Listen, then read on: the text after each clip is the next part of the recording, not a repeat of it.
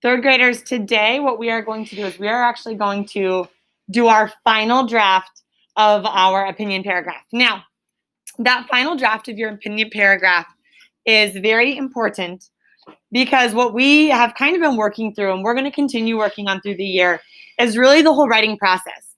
We sat down and we got our ideas out on our organizers. We planned it in our notebooks with our planner, with giving a topic sentence and reasons and examples from our text. Did we make up everything that went into our opinion paragraph? No. No, we used what?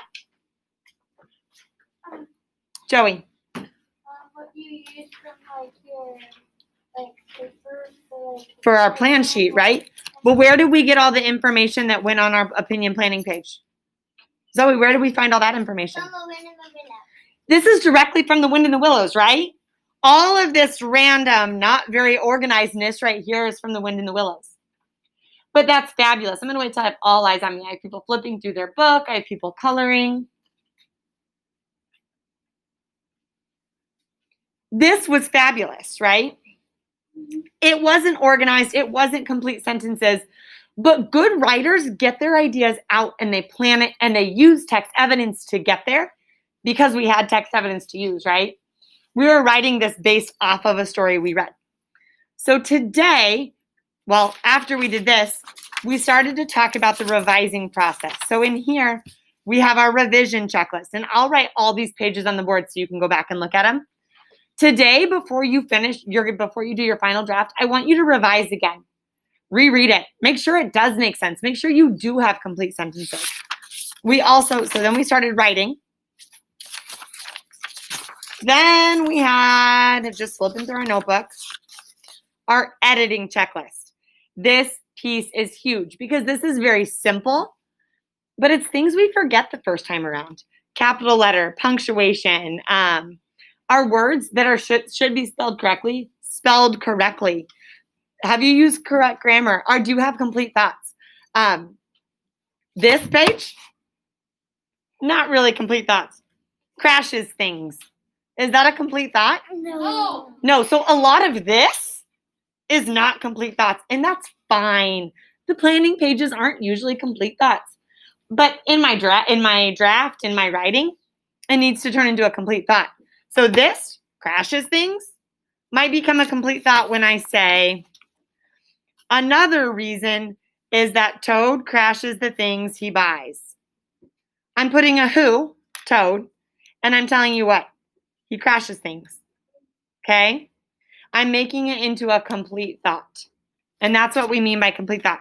Yesterday, I mentioned almost that exact same thing, and I think I counted 6 people say, Mrs. Martin, what's a complete thought?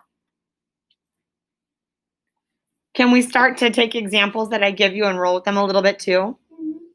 Good. We want to turn those planning pages into complete thoughts, okay? Go through your editing list. When you feel really comfortable that your page, this one has, it's hard for you guys to see, but it has arrows like up, this needs to go up here. I still need to go back and check for some of those editing pieces. Then you guys have already taken it out. But on page 131, we took out that page, right? The reason I have you take it out is remember how I said when you're writing that draft, don't reinvent things? I didn't want you to create a whole new, all new information. So what you're going to do is you're going to go to this page, you're going to open up that draft, and you're going to copy it. But you see how it's hard to see, but I circled this and I moved it up. When I go to write my draft, am I going to circle it and move my final draft, my final copy? Am I going to circle and move it up? No. No, I'm going to actually move it as I'm writing. So you need to pay attention to those pieces that you have. You're going to write a final copy today. That is your job. This is going to be turned in. This final copy is going to be turned in, and I am going to grade it. It is going to be part of your writing grade. So I would like to show you what I will be using to grade it. So give me 1 second while I find that. You all have this in your notebook too, but I will just open it to mine for now.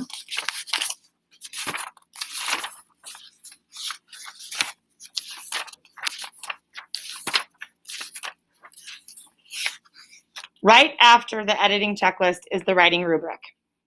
There's 4s, there's 3s. If I flip it over, there's 2s, there's 1s. Thinking, where would you want to be, a 4, 3, a 2, or a 1? We want to be in the 4 area. So you want to make sure that the paragraph includes a strong topic sentence and it is indented. Our paper is really nice because it shows you where to indent at. The paragraph has multiple sentences with details supporting the topic. If you copy your rubric and you gave a reason followed by an example, so I said he crashes his cars, right? My example then was at the very beginning, he crashes boats. Or I said he crashes things. I said at the beginning, he crashes boats. In the middle, he crashes his caravan. And at the end, he's crashing a car. I'm giving those examples directly from the story. Your supporting sentences in each paragraph are organized in a coherent order. So guys, it's in the order they happened in the story, okay? The paragraph has a strong concluding sentence, and there are no errors in grammar, capitalization, or punctuation.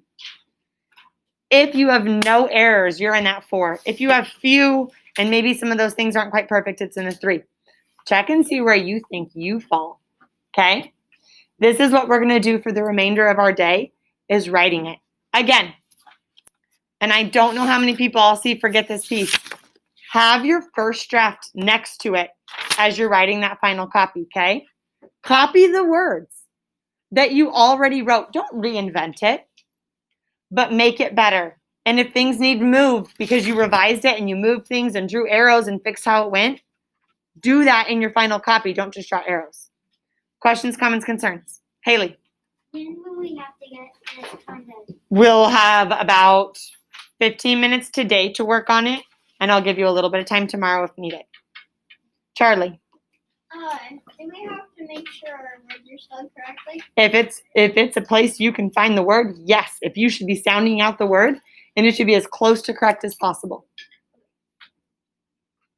Okay, this is your task for the remainder of the time. Go.